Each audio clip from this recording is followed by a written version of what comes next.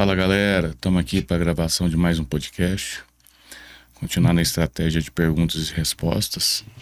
Vamos trabalhar os 3 temas aqui, que está sendo bastante requisitado. Então vamos lá. Bora. Qual a frequência ideal de treino para otimizar a hipertrofia?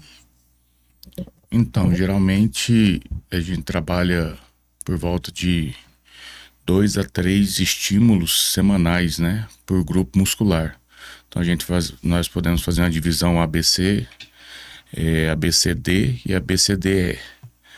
E aí a gente, nessa periodização, a gente tenta dar pelo menos 2 estímulos em cada músculo, ou priorizando, né, os grandes grupos musculares, porque geralmente, quando nós estamos treinando os grandes grupos musculares, a gente já recruta bastante os músculos menores, né? O que pesa mais? Intensidade, volume ou consistência no treino? Primeiramente a consistência, né? Tem que ser um treino constante, né? Que constante, né? Constância sempre, né? Isso é primordial. Depois vem um volume, que aí você vai começar a trabalhar volume versus, né? E aí sim você vai começar a criar uma maturidade para você poder dar uma intensidade com sabedoria. Porque não adianta você querer pôr uma intensidade e não saber colocar essa intensidade, né? Que aí você acaba roubando muito, acaba não sabendo trabalhar da forma correta. Aí você põe um volume, mas não consegue pôr a intensidade correta. Então, sabendo trabalhar o volume, você complementa com a intensidade.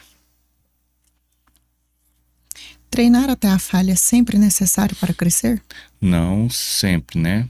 É útil, mas útil, mas nem sempre, porque eu vejo assim, a maioria não vão dar o descanso necessário, né? Para que você chegar numa falha. Se você chega na falha muscular, você tem a rompitura daquela musculatura, né? A gente chama uma microlesão. Então nós temos que dar o tempo de descanso para essa microlesão poder, né, se reconstituir e estar preparada para o novo treino. E geralmente as pessoas negligenciam esse descanso. Então nem sempre é útil. Nem sempre é necessário. É útil, algumas das vezes, você fazer um treino que chega até a falha, mas usar métodos, né? Eu acho que os métodos também são bastante interessantes. O cardio atrapalha a hipertrofia? Na hora errada, sim. Se você jogar o cardio antes do treino, você vai estar atrapalhando sua hipertrofia, porque você vai estar gastando o seu glicogênio acumulado de forma errônea, que era para estar gastando num treino de hipertrofia, porque ali é toda a sua energia que está acumulada, e aí você está gastando ele num cardio que você pode fazer moderado, em vez de estar gastando na hipertrofia, onde você exigiria mais e absorveria mais de forma positiva. Então, geralmente, eu aconselho sempre o cardio pós-treino e também sem ser excessivo. No máximo ali 20 minutos, dependendo do treino, dependendo do treino, talvez 30 minutos. Mas eu trabalho com a média de 20 minutos pós-treino. Agora, se você der o descanso aí, o intervalo de 5 horas, aí você passou de 5 horas, você pode estar fazendo um cardio aí de até 1 hora, sem problema. O descanso entre séries deve ser curto ou longo para a hipertrofia máxima? Então, eu falo muito que depende do grupo muscular que está sendo treinado, né? Se for um grupo muscular grande, igual perna, que chega muita exaustão, te deixa muito cansado, muito ofegante, e você pode chegar até no máximo ali 1 minuto e meio, 2 minutos. Eu não gosto de passar dessa situação de 2 minutos. Porque eu acho que mais do que isso, aí já entra em treino de força, aí já entra em outra situação. Ou é um atleta, né, que vai colocar ali 700 quilos no leg, aí talvez eu possa chegar até 3 minutos de descanso para esse cara, porque ele vai fazer 10 repetições, 12 repetições com 700 quilos. É fora da realidade de uma pessoa normal. Então aí, por isso que eu não falo nisso. Agora, uma pessoa normal, eu acho que não tem necessidade. Eu acho que ela pode trabalhar dentro do parâmetro ali de 45 segundos até 1 minuto e 20, 1 minuto e 30 no máximo, dependendo do grupo muscular e a intensidade que foi feita essa repetição. Exercícios multiarticulares realmente são melhores que isolados para ganho muscular? Multiarticulares é a base, né? São aqueles que a gente nunca deixa de colocar no treino, né? São o que a gente chama do básico, né? Então esses são os multiarticulares. Então os multiarticulares te dão a base e os isolados fazem, né, aquela lapidagem, eles dão aquela refinada no negócio. Mas também não convém você fazer só isolados, né? Só unilateral, só isolados, não convém. Então você tem que fazer aqueles exercícios multiarticulares, né? Para dar aquela pancada, e depois você vem com um exercício isolado ou unilateral ali para dar uma refinada e uma lapidada no negócio.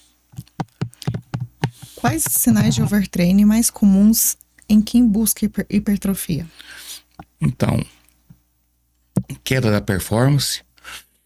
O cara começa a ter uma queda ali nos ganhos, o cara começa muita fadiga, muito insônia, muito cansaço. Então isso aí é o primeiro sinal de que ele tá podendo entrar no overtraining, porque ele tá excedendo, né? Ele tá treinando demais e tá esquecendo de nutrir e de descansar. Vale a pena treinar 2 vezes ao dia para acelerar resultados? Eu não acho ideal, não. Eu acho que se for fazer 2 vezes, se der um intervalo de 5 horas, pode separar o treino e o cardio. Mas 2 treinos eu não acho que é necessário, não. Acho que já entra só mais para atleta, dependendo da circunstância. Agora, pessoas normais aí, eu acho que não tem essa necessidade, não. Agora, já o cardio vem bem a calhar. Complementa, né? Se você fazer um cardio em jejum, por exemplo, e treinar no meio do dia ou no final do dia, eu acho bastante válido. Principalmente para aquelas pessoas que querem perder, né? Quer perder gordura e etc. Já teve casos de aluno vir perguntar se podia fazer o treino de quinta e de sexta no mesmo dia, porque não poderia ir na sexta. Entendeu? É porque aí ele pensa, né? Ele tá pensando com a cabeça e tá esquecendo de entender a periodização e toda ali, respeitar ali o seu corpo, né? Ele acha que o jeito que ele pensa, ele pode agir. Então o ser humano... Você ia ficar 4 horas na academia. O ser humano tem esse mal, ele quer... Ele pensa algumas coisas mirabolantes e acha que ele pode fazer qualquer coisa. Como adaptar o treino em fase de cut e versus book? É igual eu sempre digo, né? Eu acho que são situações para atleta. Eu acho que o cara normal não tem que ficar inventando essas modinhas aí, porque ele não vai nem bancar, né? Porque o book aí, mesmo que você faça ele limpo, querendo ou não, dá uma embaçadinha e o cara já fica com nóia, já fica pilhado, ele não vai fazer direito o negócio. Final de semana aí ele quer comer e beber, então não funciona, né? Fazer cut, fazer book, tem que ter disciplina, tem que ter disciplina total. Então tem que parar com essas conversinhas São nomenclaturas para atleta, isso, né? para atleta. Tem que parar com essa conversinha fiada aí e querer fazer treino de atleta. Eu acho que não existe isso para pessoa normal. Pessoa normal tem que Constância. É constância, é pra vida ali. Tem esse negócio de ficar subindo, descendo, baixando. Não, é pra vida ali. Tem essa... O que é mais eficiente? Treinar com cargas altas e poucas repetições ou moderadas e mais repetições? Inclusive, hoje uma aluna perguntou sobre isso, né? Quando eu treino, aquele mito, quando eu treino mais vezes, eu tô perdendo. Eu emagreço? Como que as pessoas falam? Quando eu treino com mais repetições, eu vou emagrecer. E se eu treino com mais carga, eu vou. Isso era um mito que tinha antigamente, né? Que você fazia 3 de 20 para perder e 3 de 10 para ganhar. Isso aí já foi batido, não existe mais. Eu expliquei pra ela. Isso aí já foi caído por terra. Mas a questão de cargas altas e repetições altas, isso é questão de periodização, isso é método de treino. Então, dependendo do exercício, você consegue fazer, pegar mais carga. Então, esse exercício você consegue pegar mais carga, nós podemos trabalhar, né, com menos repetição para você pôr uma carga melhor ali e tal. Agora, já tem exercício que não dá para você colocar muita carga por algumas questões de execução e etc. Então, aí é onde entra, você faz com um pouquinho menos carga e gera mais repetição. Então, é tudo um equilíbrio, né? Agora, a estratégia dos métodos que faz sentido. Treino de força pode potencializar os ganhos de massa magra? Pode sim. Só que assim, isso é bem complicado porque as pessoas não conseguem ter essa disciplina e esse foco, né? Porque aí você tem que fazer uma estratégia, montar algo com datas, né? Ó, nós vamos trabalhar por 3 semanas, só um treino de força. Aí, na hora que não dá aquele pump que o cara gosta, e ele não tem paciência, é um treino mais chato, que você tem que pôr mais carga, uma repetição, um descanso maior, não é todos os exercícios que você faz os exercícios mais multiarticulares. Então, assim, é um treino mais chato. Então, quando você passa isso para a pessoa, geralmente elas não seguem. Então, eu particularmente não faço essa estratégia para a pessoa ganhar mais força. Eu já trabalho com a hipertrofia mesmo. E ele vai aumentando a carga gradativa ali, né?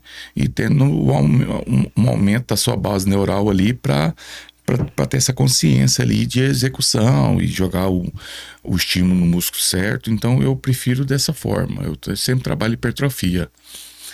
Eu não separo treino de força e treino de hipertrofia, não, porque geralmente o treino de força o cara acha meio monótono e acaba não fazendo corretamente. Tem uns que tem medo de pôr peso. O que muda no treino de homens e mulheres em busca de hipertrofia?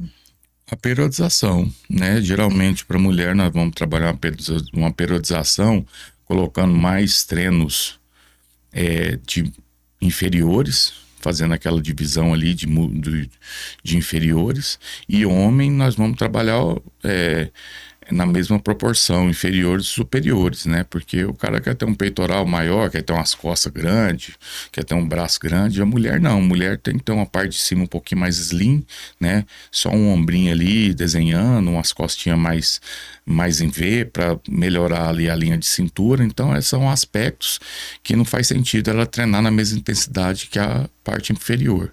Já na parte inferior, ela quer ter aquele quadril, aquele glúteo volumoso, quadrilzinho ali volumoso, então aí a gente dá mais estímulo.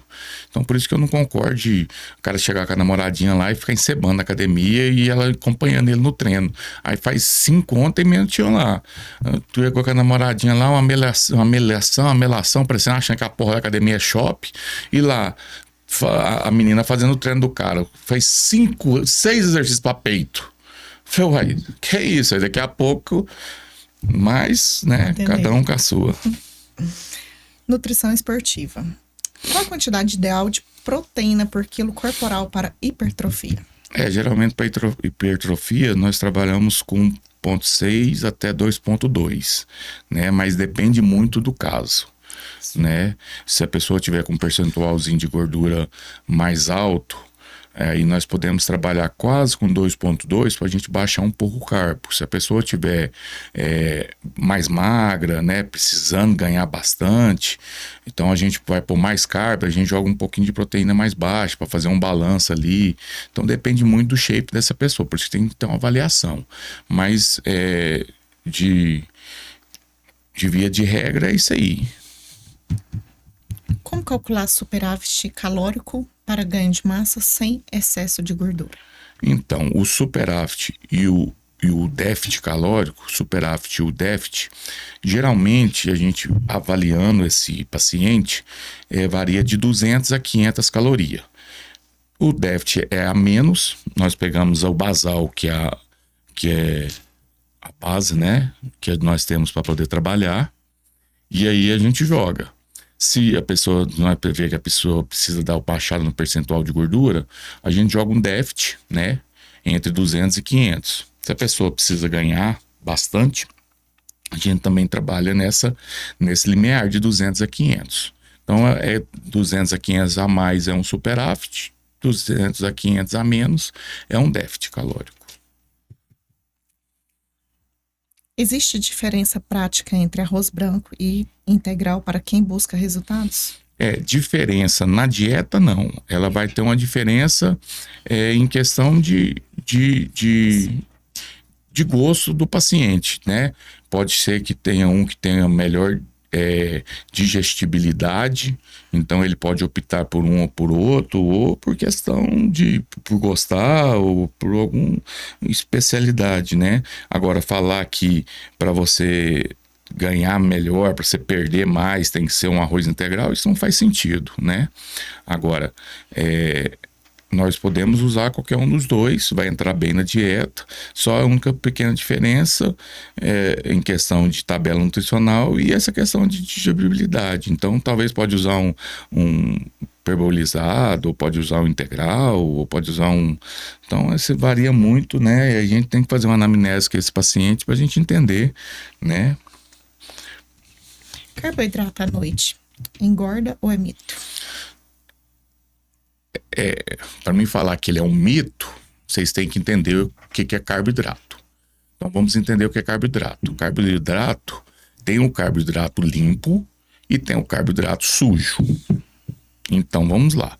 Carboidrato sujo é aquela pizza, né, que vai usar uma farinha branca, vai usar óleo, açúcar na massa ali, todos esses condimentos, e ainda vai, né, com aquela toda ali, gordura, né, o que menos tem nela é proteína, por exemplo. Então, você pega pizza, você pega uma rosquinha, as quitandas, né, de padaria, você pega cachorro-quente, você pega um sanduíche, né? E aí, principalmente desses pit dogs mais antigos, que é os, né? Um macarrãozão. Um macarrão. Não um macarrão normal, né? Que se você fazer um macarrãozinho ali normal, vai bem. Agora, aquele macarrão da feirinha, que você põe 10 sabores nele, né? Então, isso é um carboidrato que entra como carboidrato sujo, porque ele é muito calórico. Então, esse carboidrato à noite não vai te fazer bem. Por quê? Porque vai ter um excesso de gordura junto, e é um carboidrato geralmente branco, de farinha branca, que vem adicionado com açúcar, né? Que é um carboidrato simples e um carboidrato composto. Então é um carboidrato que não é bom. Por que não é bom? Porque a digestibilidade dele não vai ser boa. Então você vai atrapalhar o seu sono, vai dar... Não, vai zangar toda ali seu microbiota, vai atrapalhar seu sistema digestivo, vai atrapalhar seu intestino, né? Vai dar pico de insulina. Então, assim, não é bom.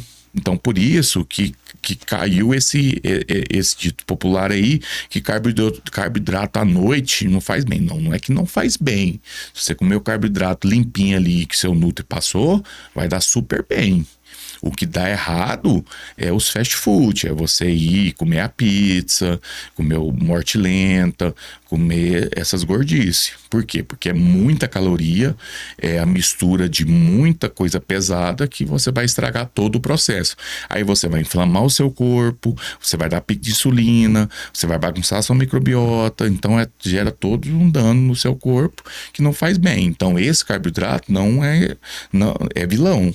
Né? Não, ele realmente vai te engordar. Agora, se você seguir sua dietinha lá, comer o carboidrato limpo, mandioca cozida, o arrozinho cozido, né? Fazer, né, a batatinha inglesa ali cozida, ou no air fry, ou Do jeito que você quiser, amassada, sei lá, do jeito que você quiser. Aí é diferente. Aí é um carboidrato limpo, numa quantidade que foi balanceada e pesado para você, aí vai dar tudo certo. Então, nós temos que saber ponderar e separar, né, as coisas para não falar besteira. A gente não pode generalizar. O generalizar que é o errado. Quais são as melhores opções de refeições pré-treino para performance e hipertrofia? Então, é um carboidrato de digestão mais fácil, né? Que a gente fala que tem um índice glicêmico ali bom para fazer uma digestão mais rápida. Uma proteína também mais leve. Por exemplo, a gente não vamos colocar um ovo. Por quê? Porque o ovo tem uma digestão lenta, né, a clara. E aí, se ele juntar ainda com a gema, ainda fica mais lento. Nesse momento aí, nós vamos evitar gordura. Então, nós vamos pôr um carboidrato mais leve, junto com uma proteína mais leve, um frango ali desfiado, entende? Então, nós vamos fazer um negocinho ali para dar só um aporte ali para você poder treinar, né? E não ir treinar com o estômago cheio. Porque tem aqueles caras que comem 1 hora antes do treino, não faz sentido, entende? A gente tem que respeitar os limites do corpo, entende? Tem muitas coisas redondas que acontecem, que aí por talvez a pessoa ter um físico bacana e as outras vai e copia. Então esse é o grande mal. Então você não pode chegar na academia 1 hora antes e comer uma barrinha de cereal, comer uma barra de proteína. Não é legal. Não vai fazer bem. Por quê? Por que não vai fazer bem? Porque você não é uma máquina. Então você pensando que você não é uma máquina, na hora que entrar esse alimento sólido, o seu corpo vai jogar sangue para fazer a digestão desse alimento. Mas ele entende o seguinte: se você começa a movimentar os seus membros e os seus músculos, ele entende que você precisa se manter em pé, precisa se manter movimentando, então ele vai parar com o processo digestivo e vai deslocar esse sangue para os músculos que está sendo recrutado. E aí, o que vai acontecer? Essa digestão vai parar. Essa digestão parando, ela vai começar a sinalizar que tem alimento ali para ser digerido. Como que ela sinaliza? Vai começar a embrulhar seu estômago. Então isso é uma forma dele sinalizar que está tendo ali uma refeição parada que precisa ser feita a digestão. E aí, só que não tem jeito de jogar sangue para fazer, porque você está utilizando os membros, né, os músculos, e precisa de sangue nos membros para você continuar exercitando. De duas, uma. Ou ele vai ficar te sinalizando, ou vai chegar um ponto que vai jogar para fora. Então não vai fazer bem. Então não faz sentido comer 1 hora antes do treino. A média estimulada aí é pelo menos 2 horas antes do treino, se for uma alimentação sólida. É a mesma coisa que o cara chegar lá e quer imitar a blogueira, a influencer, jogando o suplemento na boca, dando jogando a água, só sacudindo na boca e jogando para dentro. Isso é a maior idiotice que existe. Por quê? Porque seu corpo, novamente eu vou dizer, não é uma máquina.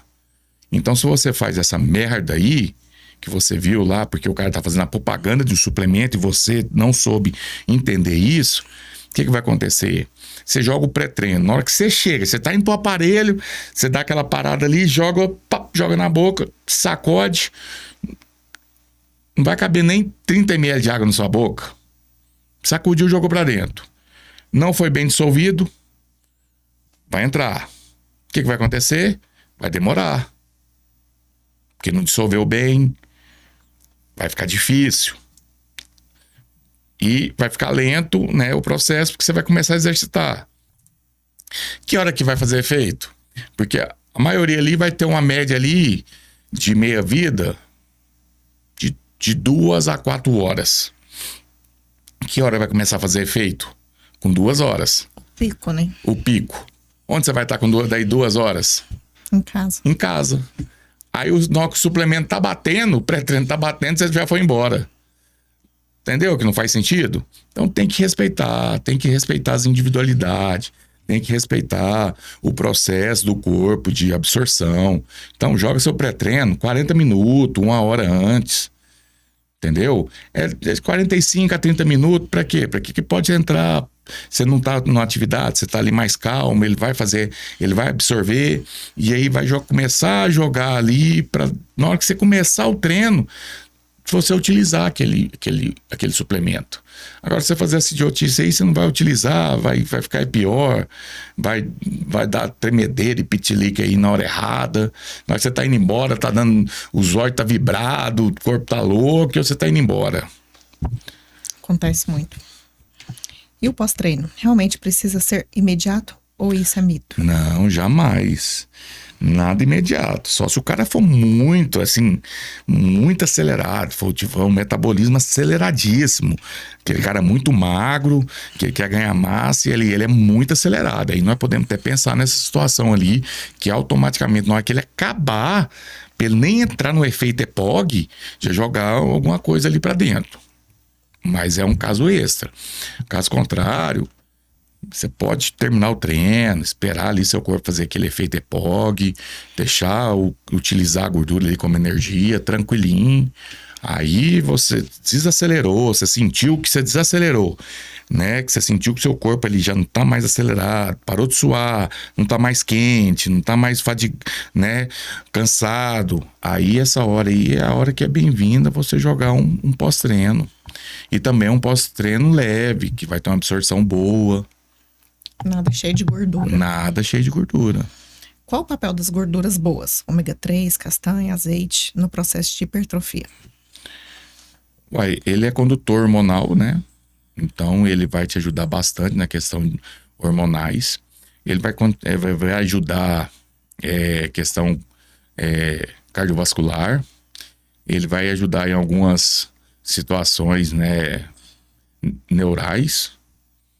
E assim, é bastante importante que ele em alguns momentos certos, ele vai fazer com que você se sinta mais saciado por mais tempo. Porque quando nós jogamos a proteína com a gordura ou o carboidrato com a gordura, ele faz com que essa digestão fique um pouco mais lenta e você fica um pouco mais tempo saciado. Por isso que momentos, em períodos longe do treino, nós costumamos jogar uma fonte de gordura boa junto, né? Para você poder ficar um tempo maior saciado e não querer logo fazer outra refeição. Isso. O que muda na dieta de cut para preservar a massa magra? Então, dependendo do indivíduo, paciente, nós vamos fazer um déficit calórico. Fazendo esse déficit calórico, nós trabalhamos com diminuir o carboidrato e aumentar a proteína, né? Para a gente tentar manter a síntese proteica e diminuir um pouco a energia para ele estar podendo utilizar a energia do corpo dele como a reserva, né, de energia como fonte naquele momento. Então é mais ou menos isso, bem resumido, como funciona aí a dieta de cut. Mas não adianta só fazer a dieta, tem que ter o gasto calórico. Então é o que eu falo, é a matemática que faz o pulo do gato. Então é a matemática entre um déficit calórico com um gasto calórico. Suplementos como creatina e betalanina são essenciais ou opcionais? São dois excelentes suplementos que tem bastante estudo e contribui muito na hipertrofia e em vários outros situações, né? Mas são um dos que mais tem estudo e um dos que mais tem comprovação que funciona realmente e tem um bom resultado. Quais erros alimentares mais sabotam o crescimento muscular? Pular a refeição, né? Quando a pessoa pula a refeição, aí é dois fatores, né? Ou ele pula a refeição. Trem tá fofo. Não, ou ele pula a refeição, ou ele exagera no beliscar. Né? E ele tem um beliscar ali, que é uma besteirinha, né? A gente chama de besteirinha, que ele vai comendo a besteirinha, só isso, mas no final do dia a contagem daquela besteirinha acaba atrapalhando a dieta dele. Então são duas situações que eu mais vejo de erro numa dieta, né? Pular refeições e o excesso de besteirinha ali, intervalo. Vou na geladeira ali e pego uma uva. Vou ali tem uma bolachinha. De água e sal. De água e sal. Que não é nada de água e sal. Que não é nada de água e sal. Tem mais gordura do que... Então, assim, é esse detalhe que sabota muito, né? E tem algumas situações que é jogar proteína muito baixa, né? Também contribui muito pro erro. Qual a importância da hidratação no ganho de massa e na queima de gordura? Aí é total, né? Porque nosso corpo é 70% de água. Então, tudo gira em torno do líquido, né? Tudo precisa do líquido para gerar, né? As sínteses, tanto síntese celular, síntese proteica, síntese metabólica, todas as sínteses precisam de água. Então, ela é fundamental para a performance e para a recuperação de todos os tecidos. Então, sem água vai dar merda, vai dar retenção, você vai ficar inflamado, porque o corpo vai tirar água de outros lugares, e aí vai acabar não fazendo a síntese direito e vai acabar acontecendo isso. Manipulados e hormônios. Quais manipulados podem potencializar o resultado no ganho de massa? Então, dois nós já falamos, né? Que é a creatina, betalanina. Tem um estudo bastante interessantes com HMB. É bem interessante. Ajuda bastante. E o whey, né, que ele vai somar na questão de proteína.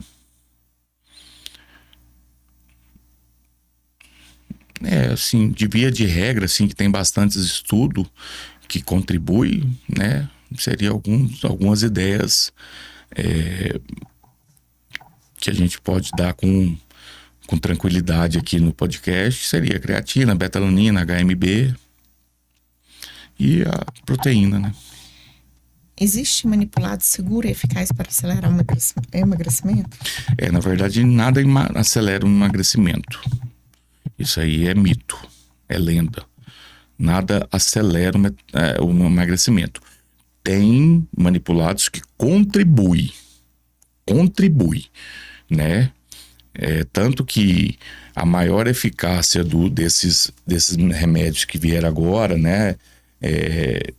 Monjalo, Tisapartida, etc.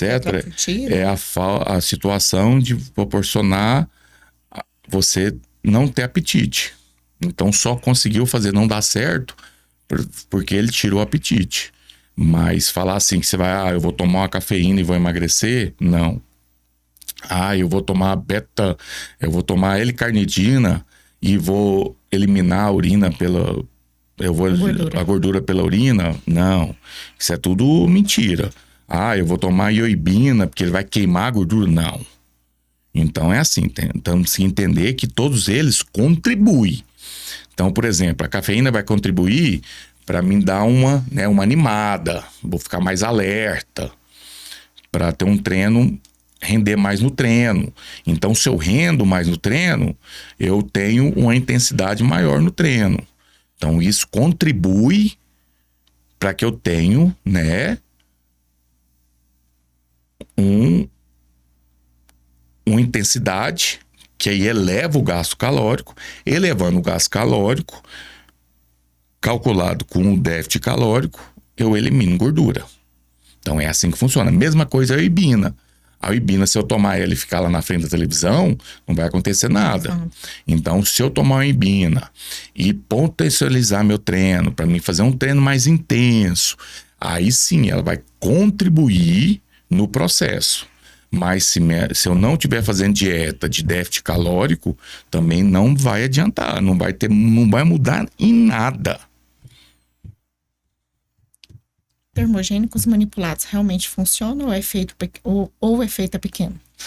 Não, tudo o efeito é pequeno. Tanto que nós temos que entender que tanto ergogênicos como manipulados, suplementos e etc., é 10% do processo.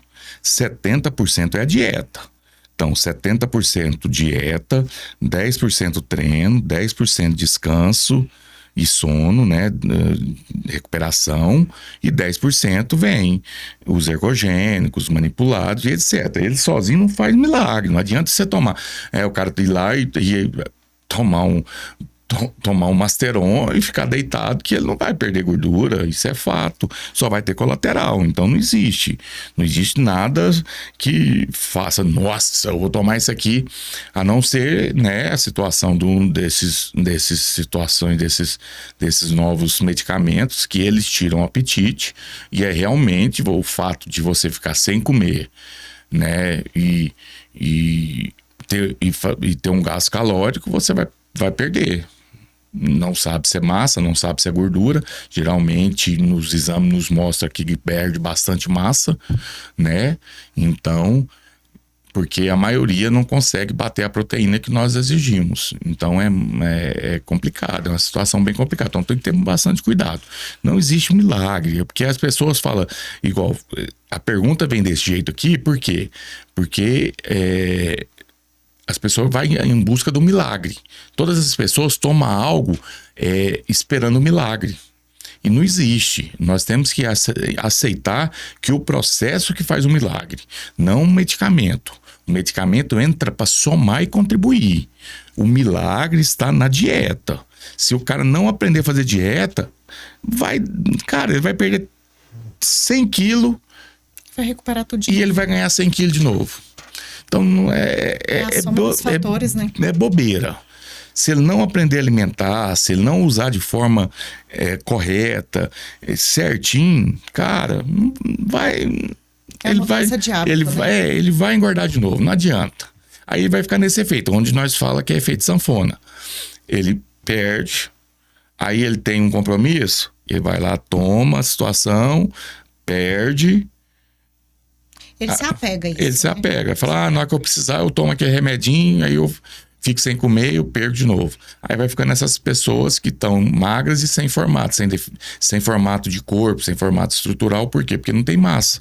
Porque nessa situação de efeito sanfona, a pessoa só perde músculo. Isso.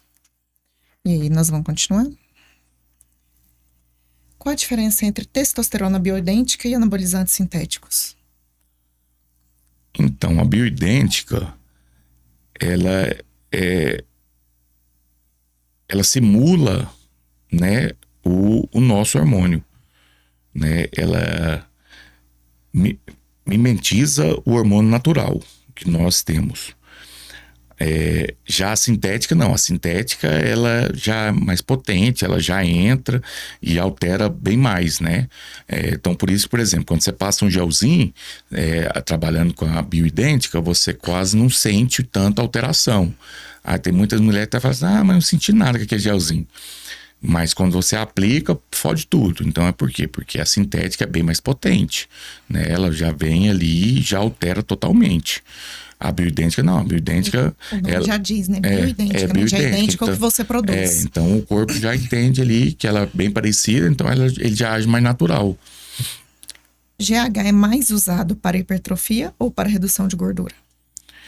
Geralmente se usa mais... ele entra com o fim mais de manter um corpo mais seco, né? Então geralmente a gente usa ele para segurar o volume e ficar mais definido. Então, geralmente, usa-se mais para reduzir gordura e preservar a massa. Por metade da cadeia, porque ele é uma cadeia de aminoácidos, né? A metade dele é para estimular a GF1, a metade é para estimular a insulina e ter essa situação de diminuir a gordura corporal, né? Quais os principais colaterais de uso de anabolizantes em homens e mulheres? Ó, as pessoas têm que entender o seguinte: não existe específico. Todo hormônio que você usar, anabolizante, os colaterais são os mesmos, porque são todos os lugares do seu corpo onde é o hormônio que faz a situação, correto? Então, sempre os principais colaterais são acne, queda de cabelo, Hipertrofia dos... hipertrofia do Da glítoris, parte íntima, né? do glítoris, cordas vocais, né? Esses são os principais, né? Porque é os Aumento que de pelo. né? Mulheres. Então assim, mas tem algum e tem outros que vai mais específico, né? Que são o excesso pode provocar um processo, uma situação cardíaca, né? Um risco cardíaco, de problema cardíaco.